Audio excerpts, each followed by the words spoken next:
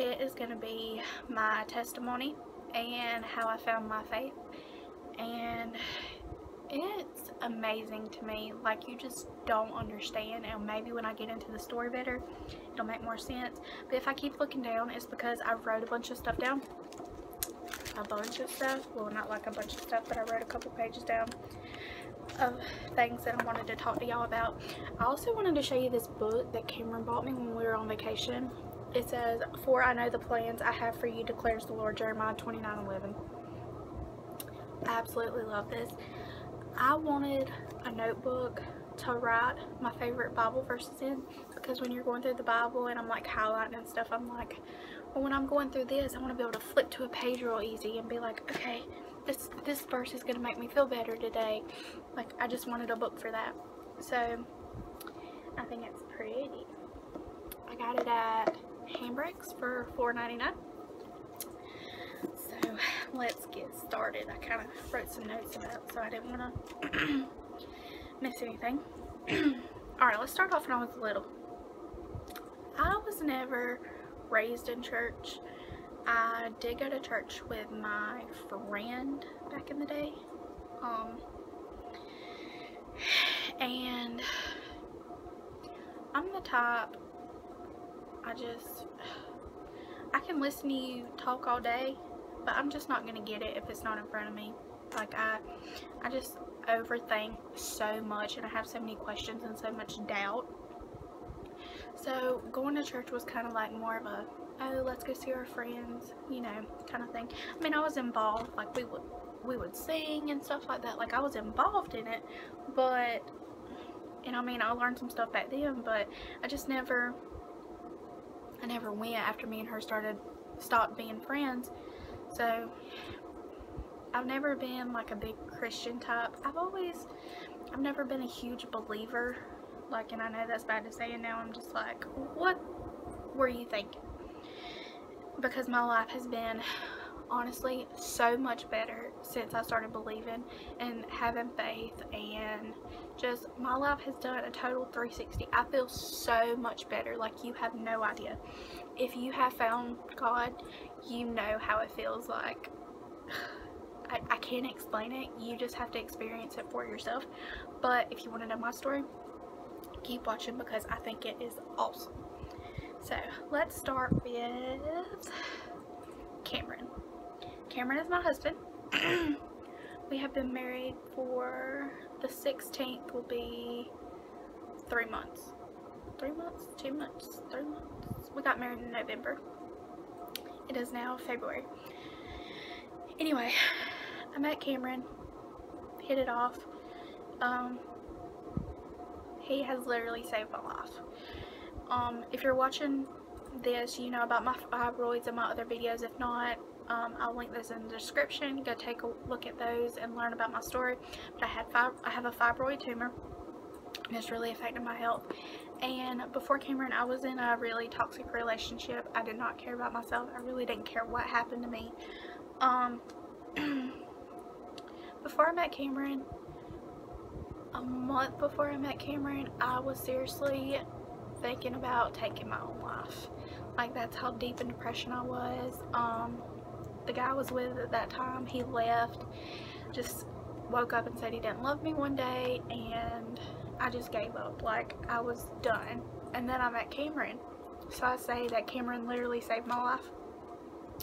So one night, me and Cameron were talking. We were at dinner with my sister and her boyfriend, and we were talking, and it got on the subject of like God and not believing, and Cameron just kind of looked at me and was like, and I just looked at him, and I mean, I didn't say anything. And then when we got home that night, he's like, we need to have a talk. And I was like, okay. So then he starts, and he's like, you have to believe. I can't be in this relationship with you. Like, this is just insane. Why do you not believe? And I started like questioning like everything. I was like, if God's real, why would he do this? If God's real, why would he do that? Blah, blah, blah, blah, blah. Why would he put me through this? Why would he put me through that? Why would he put such and such through this? And he stopped me dead in my tracks. He's like, hush, right now. You're not going to make me question my faith. And I was like, what? Huh, okay. And I mean, when me and Cameron first started dating, I was like, I want to get in church. Like, I want to have this perfect, not perfect marriage, but I want to have this relationship. I want to have this marriage that you see so many other people having, like when they have Christ in their life, and I want that to be us. And now it is, and I'm so blessed. But let me see. So me and Cameron started reading the Bible. Well, my sister and her boyfriend had downloaded this app, and they were talking about it, and then one night I was like, maybe we should start. I mean, I've never read the Bible, so let's start. So we downloaded the app. It is called Bible Gateway, and it's the full Bible. You can skip through it, you can highlight in it, like on the app itself. It'll read to you. And so the first night it started reading, like it read to us, and I was like, I can't do this, like I just don't understand a bunch of it, like I just so the next night I got my Bible, and my sister actually bought me this Bible on May 2nd of 2017, and the day that I got it, I hadn't opened it since until me and Cameron started. And I don't know if you can see that, or it might be backwards, but I got it at the Christian bookstore. No, Booksmith. And I think it was $50. And the good thing that I like about it is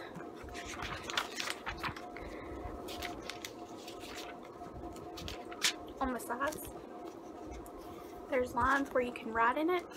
And my favorite thing to do is like when I'm listening to the guy read on the app and I'm following along in my Bible, if I don't understand something, I just jot it down real fast on the side, and then I keep listening. And then at the end, we read like 10 chapters a night, I think it is. And then at the end of it, all the questions I have, all the words that I didn't understand, me and Cameron sit and talk about it. And before, like reading the Bible, I just didn't understand it. Like there's so much in it that I didn't understand. And with Cameron, he will sit there for hours and hours and hours and explain to me, like, this is what's going on, this is what this means, and I understand it. And when you start to understand something, it opens your eyes and you're like, oh, that is so cool. Like I learned so much the first week of like reading. It was insane. And let me tell you, the first night we actually started like our Bible study, and we were like all into it, and I was like, this is so cool, I'm learning so much. Right after we finished doing our little Bible study, I got a text message saying that Cameron was cheating on me. And so what do? I flip out. There's this big fight till like 4 o'clock in the morning. Like we're both upset. It was just insane. And I knew he wouldn't do it because Cameron's not that type of man. Like I just knew, but in my heart I was like, I don't know what to believe. Like I've been through this so many times before, but I knew he wouldn't do it. But now that I look back on it, the night that we started our Bible study is the night that all that mess happened, and the girl actually admitted to her having a crush on Cameron, and that she was trying to break us up even though we're married. So I didn't understand that. But it was the devil trying to get to me, because every time you open this, the devil is going to put every obstacle in your way. So you'll close it, you'll give up, you'll just give in to him. Don't do it. And I've learned that. It's still hard. He tries me every day. But I turn to this, and it's just amazing, guys. Like, whew, got cold chills. Let's see. And then after like a week, and I started understanding stuff, I went to my grandma's house, and I was telling, my great grandma was there, and my grandma was there. And I started telling them about it, and I was like, this is so cool, this is what I learned, did y'all know this? I didn't know that this happened, and this was the result, and blah blah blah blah. And she's like, I was like, we're gonna start church, it's gonna be awesome, I'm just so into this. And they're like, well, you need to get saved. And I'm like, what do I have to do? I'm ready to take that step. After that week, I was like, yes, I want to get baptized. I want to just do everything I can to get closer to him. And so on January 20th, in my grandma's living room, I said the sinner's prayer after my grandma said it, and I repeated it, and I got saved that day. Everybody in my grandma's house was crying. Cameron was over there tearing up. He couldn't stop telling me how proud he was of me, and I was just so happy. Like, a weight was lifted off my shoulders. It's just something I've never felt before. And I just feel so much better, like, as a person. I just don't feel alone. It's just a feeling that I cannot explain, and it is great. We actually went on vacation, and almost every night of vacation, I was sitting on that couch reading my Bible, listening, and Cameron was doing it too. A couple nights Cameron was like playing cards, and I was just sitting on the couch reading my Bible, and then I hear him. I'm so proud of her because she's just found Jesus, and he just loves it, and I'm a different person now. Like, before, I had such a potty mouth, and I've stopped it. Like, sometimes I slip up, Lord forgive me, and then I just notice people that do cuss, like, around me now. I'm like, that's why Mama always says she's gonna slap my mouth because of how stupid I sound, and now I understand it. But you're not stupid, just, I don't know. Anyway, so that was the type of Bible that I use. I actually love this. It has a little marker.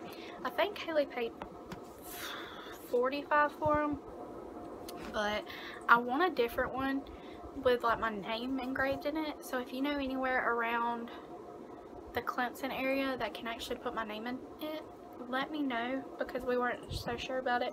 But I kind of want to keep this one because I love like the whole note thing. And Cameron actually has a Bible. Let me find it. If I move it, it'll knock stuff down. He has one, but it's tiny, and it has his name on the front of it. It's really cute, but I can't read it. I'm blind as a bat. But me and Cameron's relationship has been so much better since all this has happened. Me finding Jesus and accepting Christ into my heart. It's just been so much better.